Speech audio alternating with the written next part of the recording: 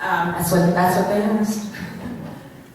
I think we have to have metrics for evaluating what's happening in our classrooms that are more immediate and more practical and more real than test scores that we review 6 months after the kids take the test. So we have to find a way to work with our educational leaders in each school and teachers to develop effective means for gauging what's going on in the classroom.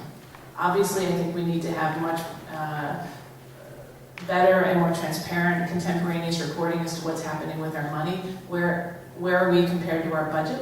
I think we also need to have metrics where we're talking about what other districts that are facing similar challenges are doing and how they're doing it differently than we are, so that we understand, are we following best practices, are we ahead of the curve, or should we be looking to other districts to see what they're doing and where we can do it better.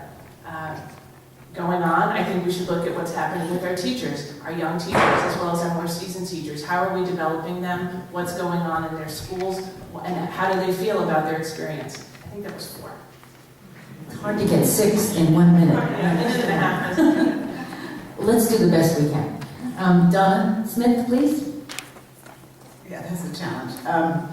I think that we need to every month evaluate whether we're following our board policies, whether the decisions we've made coincide with those policies, whether the decisions we make involve wise spending, whether the teachers are being supported with adequate training and professional development, one of the key things that we've addressed tonight. That was about 4.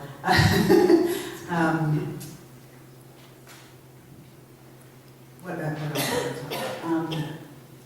I think we need to make sure that we are addressing the needs of all students. So we need to, in addition, get reports on how the special ed students are being given the support in the district that they need. If we implement a gifted and talented program, how is that being implemented? Thank you. Maureen Jones, please. Sure. Some of the things the district should be looking at is our communication. How are we communicating with our families? How are we communicating with the district? How is information being delivered?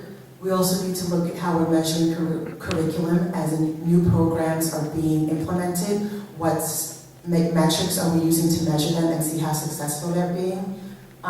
We also need to look at our special education process and see how services are being implemented from the beginning of the referral process to the time that services are approved. We also need to make sure that we're spending our budget wisely, and we also need to make sure that we are providing our teachers with the support and what kind of support is being offered to them in the classroom. Thank you. Godwin Malaki, please. Well, thanks. One can come up with 10, 15 metrics. It depends on in the order. Look at the lateness, the attendance, the skills. Okay? Students should begin to evaluate the teachers. I think it would make sense to have at the end of every quarter, have the students evaluate their teachers, and the district need to look into those. All right? So the budgetary constraints. How do we spend our money? We can't wait till the end of the year or every 6 months. We need to look at every quarter to see what is going on. Thank you. Next question. What do you feel the district should do to mitigate the socioeconomic disparities at the elementary schools? Latest numbers show that South Mountain's free and reduced lunch population is 5%, while Seth Boyden's is nearly 40%. Godwin Mullen was the first one to answer this. Socioeconomic issues will always be a problem in the school system for those who were involved. I was part of it. It's a shame. You'd be surprised. For instance, some kids don't even participate in the lunch program because you know what? They cannot afford it.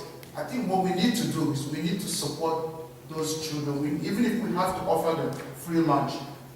All fingers are not equal, guys. There are people from up there, there are people from low there. We need to support our children. We need to make sure that those kids who are poor, for whatever reasons, the district, we need to support them. It's their responsibility. It's a moral responsibility that we need to support them and stop playing games. Socio-economic disparity is here to stay and is part of this country. I'll be that minute. Thank you. Maureen Jones, please. We really need to support our families. We know our families that are facing socioeconomic status issues really need a lot of support. And we as a community have a responsibility to ensure that all our families are brought into our school community. So we have to look through our community to see what kind of resources that we can provide for our students, whether it's through school or after school. Also providing scholarships and stipends for a different variety of programs that the school offers should be afforded to those families as well. Thank you. Donna Smith, please. Well, as I said before, I think that perhaps we need to reinvigorate our commitment to the Seth Boyden Demonstration School. I've heard tales of dwindling numbers of opt-in students, and I think that's a shame. I think it has to do partly with the fact that, once again, we implemented a program and we had a lot of great fanfare at the beginning, but slowly over the years, I think there's been less emphasis on it. We need to show the goodness of that school and what's going on there, and how it can attract other students to opt in, and perhaps it will help us to make the ratio a little bit better at Seth Boyden. And so it's one of the things that I think we really need to concentrate on. Elizabeth Baker, please.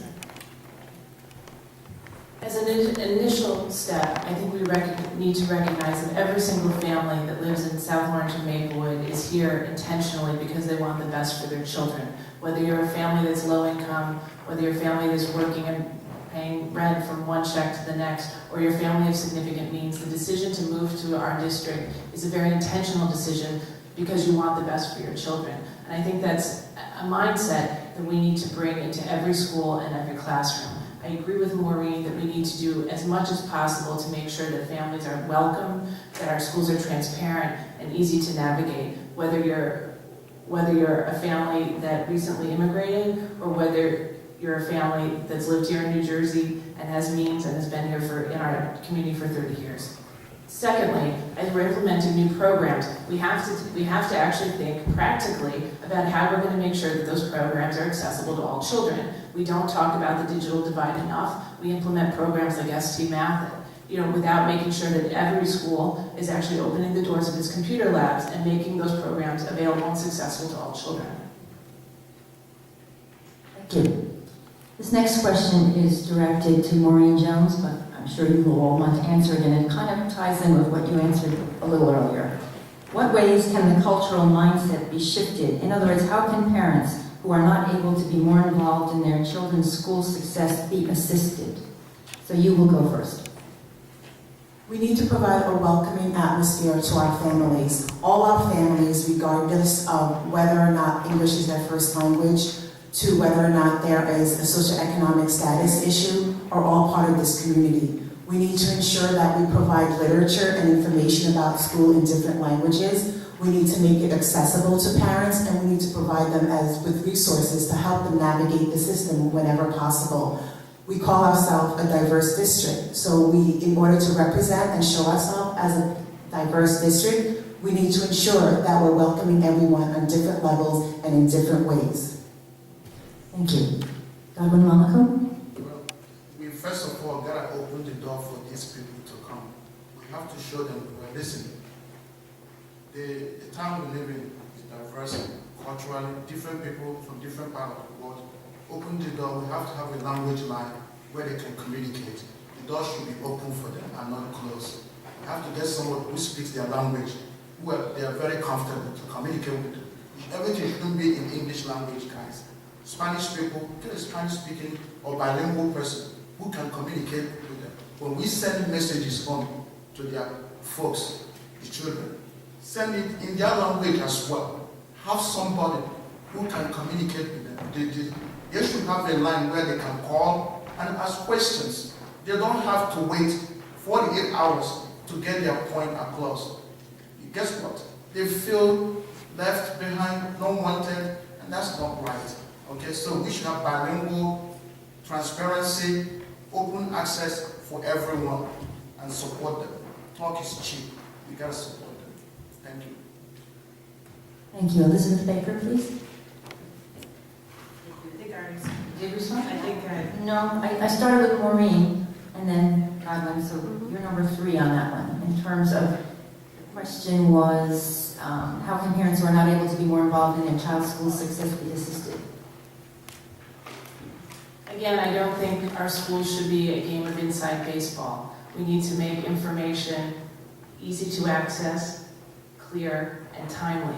I think too many of us have had the experience where it takes 20 phone calls or emails to get a basic question answered, to understand what the resources are in our children's school, and to actually interact with someone who might be making a decision about our children's lives. I think that is something that all parents would appreciate and would make parents true partners, or the first step to true partnership in our children's education. Thank you. And Donna Smith, please. This has been a long-standing issue in this district, and I think that what we need to do is, rather than just inviting parents in and then seeing that we're not getting all of the folks in who we really need to help, we need to do more outreach, and not just through the typical emails through the district email system. Board members need to get out into the community, to talk to parents and find out what their needs are. We need to make the guidance department provide much better help to students whose parents don't know how to negotiate the system and who don't know what their options are, instead of letting students fall behind because they simply didn't know that they needed to ask for something. This is of paramount importance if we want to raise up students in our schools. Thank you. Next question. I'm going to try to combine 2 questions here, but I'm having trouble with the handwriting. The ACLU has filed a complaint against the South Orange Maplewood School District based on something that I can't read. Anyway, I understand that the complaint is asking, the ACLU complaint is asking for a complete de-leveling of the district. Are you in favor of this? Please explain. The first person to speak would be Donna Smith. I feel that it's unfortunate that the complaint has been filed and that we could not handle the issues that the ACLU has with our district in-house, as it were. I don't think that de-leveling is the answer to the achievement gap issues that need to be addressed. I do, however, believe that we can continue to work to improve upon the implementation of the levels, and, as I've stated before, work on addressing the needs of students at the earlier stages so that they are prepared for the high school and have the opportunity to move up. I also agree wholeheartedly that access to high honors and AP courses needs to be increased. And finally, I think that the new principal at the high school has the energy and resolve to make that happen. So I'd rather try to resolve these issues through the district rather than from outside sources. Thank you. Elizabeth Baker, would you like to respond to that? Sure. I don't believe our current system, even in the somewhat semi-level middle school, is serving the needs of most children. I think we have not provided sufficient opportunity when still today children will be on the track to get to calculus or not based on how they tested in 4th and 5th grade. That is not best practice, and I think the ACLU complaint makes it clear that other districts have tried different approaches and are having greater success. I hope that our district can own this problem. I'm not going to comment on the specifics of a legal matter, but clearly systems that are tracking a child from 5th grade on, even in our somewhat de-level middle school, and determining where they're going to be in high school and going into college are not best practices. These children are 9, 10, and 11. Their transcripts should not be written for life based on how they performed on an NJS or a math placement test. So I think we have to really look at how we are creating opportunity, how we are challenging our children who are high achievers, but also how we are truly engaging in differentiated instruction, which I think we really have not explored enough of at all levels in the district. Thank you. Godwin Malaku, please. Whenever there's a lawsuit, it makes it impossible for the two parties or individuals to communicate. I knew that this case had been going on for quite some time, about leveling and deleveling. You know, it depends on who you talk to. If you ask my son, for example, my son said that, you know what, because I seek his opinion, he's a high school senior, he said that, you know, leveling is very good. I don't want to be in the boring class and then get distracted, so I think it's good. You know what, I agree with Elizabeth. There's a lawsuit going on, and it's not appropriate for us to comment on that. But leveling has its merits, and if he can be the level, I don't think that's going to close the achievement gap. I think the two parties need to get together and find a way to solve this problem. Thank you. Maureen Jones, please.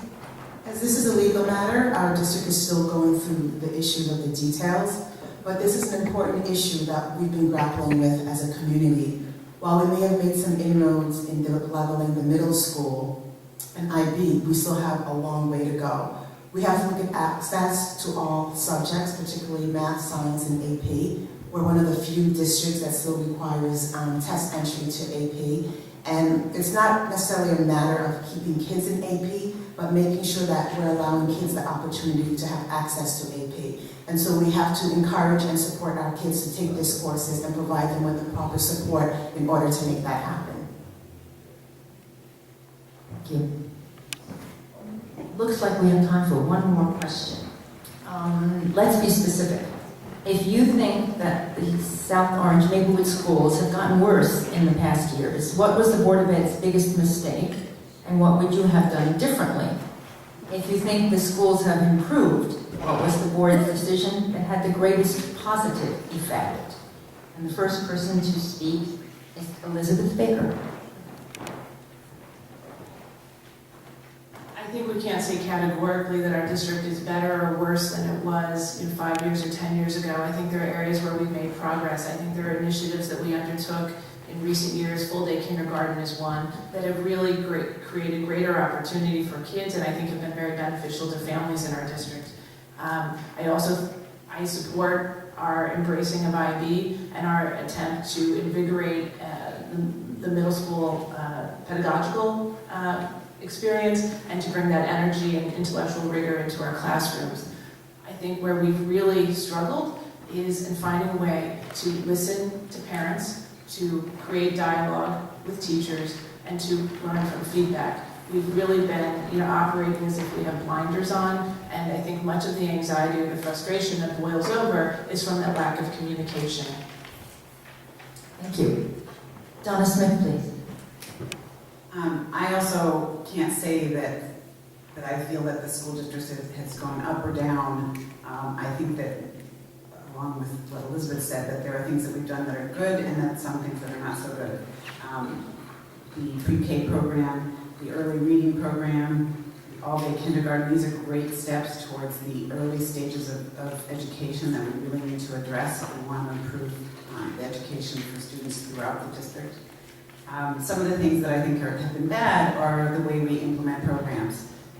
We often get enthusiastic about a new program, bring it in, and forget to establish goals for the program and ways of measuring success for it so that we have no real basis for evaluating it and making sure that it's doing what we wanted it to do.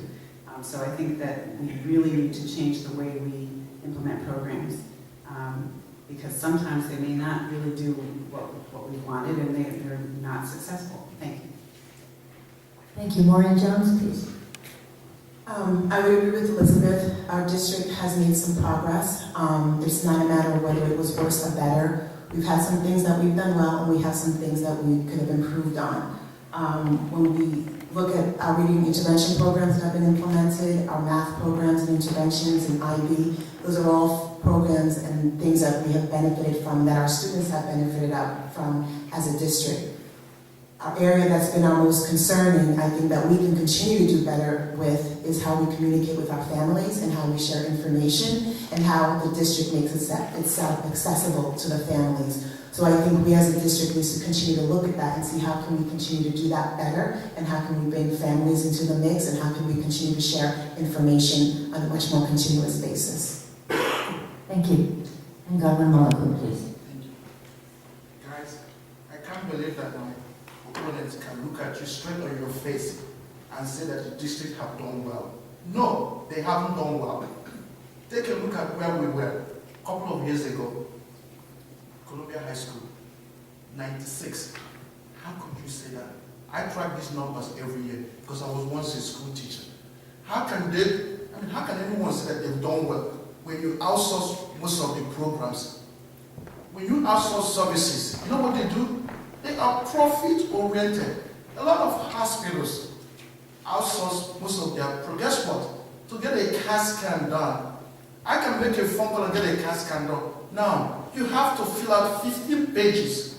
Many of you who have worked with HMO, I do that every day, trying to get something for my patient. It took 3 days to get an approval for a simple x-ray. When the state was in charge of all this insurance, I can order CAT scan and get it within 24 hours. The district, shame on them. They haven't done well. They failed our children. Take a look at where we were 17 years ago when I moved in this town. We are much better. And I continue to say this. If we were like this 17 years ago, I would have taken my children elsewhere. It's a shame. But guess what? I got good news for you guys. My candidacy was, no one supports me. I don't want money from anybody. I'm going to speak for you. I don't care how you feel about it. When all these unnecessary expenses, I'm going to put a stop to it. The district, shame on them. They failed our children. And they continue to do that. We need to stop that collectively. Thank you.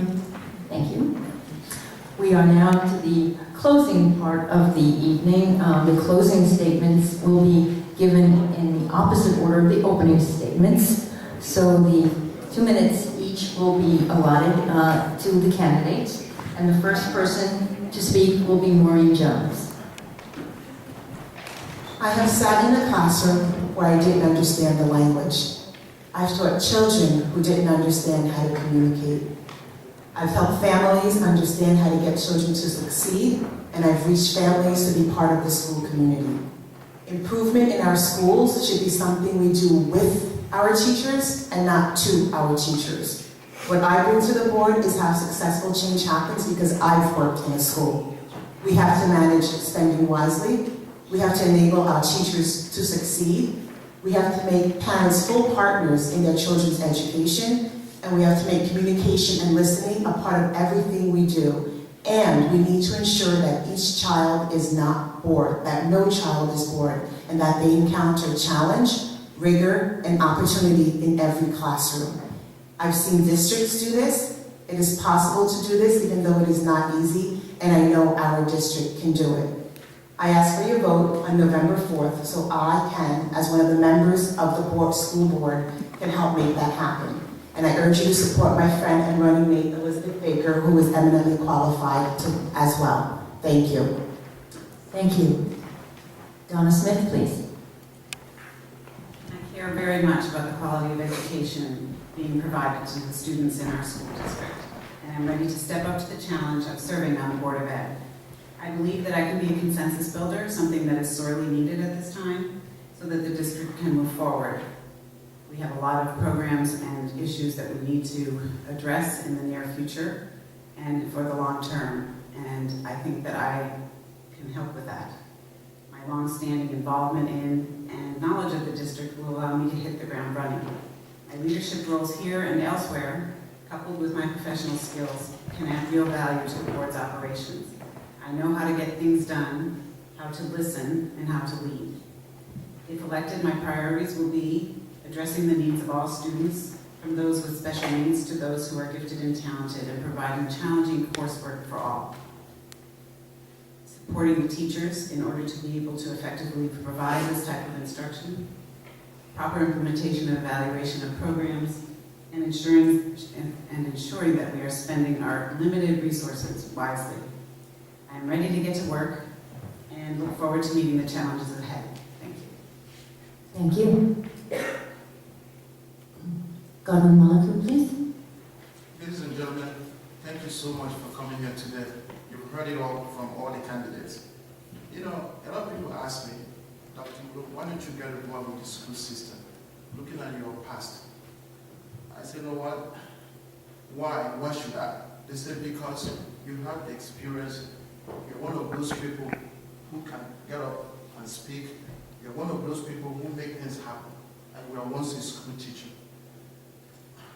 You know, I've been to several schools since I've been here.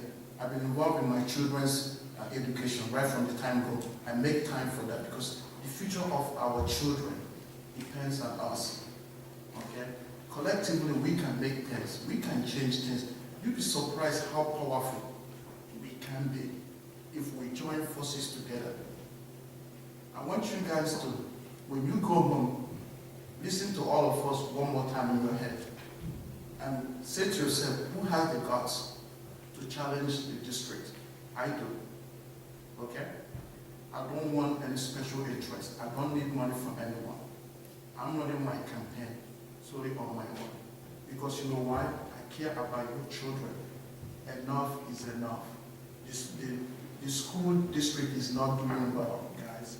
Please take a look at Livingston, where most of my colleagues live, Edison, and see how the kids are doing. Most of the kids that go to Ivy League schools, most of the doctors in the hospital, all their kids go to Ivy League school. They say, well, why do you want to do this? I say, no, well, we have to bring change. It's about time. Business as usual is not going to continue. I need your vote. I need you to help me. And I'm going to ask you this. Just give me a chance. If I don't perform well, I will resign. Okay? I will get involved in the lunch system. I'm going to have lunch with the children. I'll make time. Some of them complain about the food. I'm going to bring changes. I have the guts, and I can do it. Thank you so much, and good night. Thank you. I'd like to thank the audience for coming out. This time you are magic. Elizabeth, I apologize. Last but not least. Oh, we saved the best for last. My apologies. Well, without leaving, I want to thank all of you for the opportunity to speak with you tonight, and to thank you for your commitment and your concern about our children and our schools. That's why we're all here. That's why we've chosen to live in South Orange and Maplewood. We are at a critical point in our school district. We are looking for new leadership, and we are dealing with some very serious issues that require frank discussion and hard work. Sometimes the work seems to be getting harder, but I believe in making opportunities out of obstacles. I'm committed to making our board and our district leadership more accessible and visible in our community, to guiding the hard work that we have to do from principles of dialogue and partnership, and welcoming all families into the district.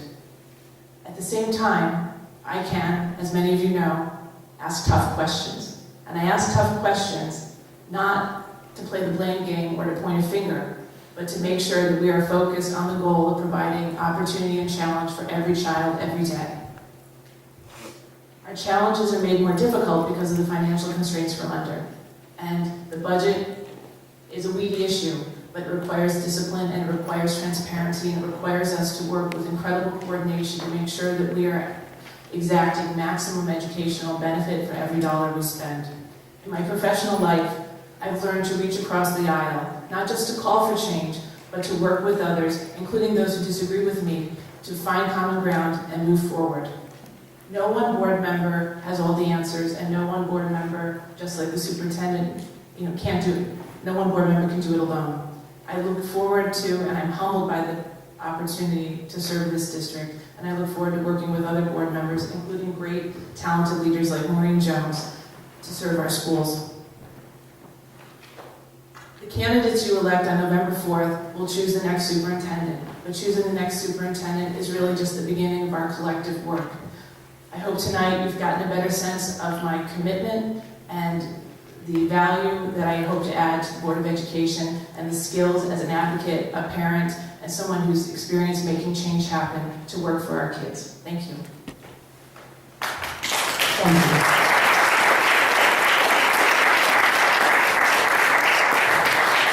My apologies. Sometimes hard to keep track of who's speaking when. I want to thank the audience for coming out, and especially the candidates who are willing to give up their time and energy to make the South Orange Maplewood School District a better district. Thank you to the League, to the PTO President's Council, and to all of you who hopefully will remember to come out and vote on November 4th and cast an informed vote. If you have any questions about issues or what's on the ballot, go to lwvnj.org, and it's all there for you, explained in a nonpartisan way. Thank you again, and I'm turning the program back over to Michelle. It is my pleasure to have been able to present this. Thank you for coming. Thank you to the candidates, and thank you to the audience. I want to remind you that you can get information about the ballot issues and information about other things from the League of Women Voters, lwvnj.org. In the back of the room, we have voter registration applications and vote-by-mail applications, as well as information about the League. Polls will be open on November 4th from 6 in the morning to 8 at night. We don't say vote early, vote often, but we do say vote early and bring a friend to vote. Make an informed decision. And this is not the last event that League of Women Voters of Maplewood South Orange is putting on. We will have a Maplewood Township Committee Forum on Thursday, October 23rd at the DeHart Community Center, 7:30. Hope to see you there. Thank you.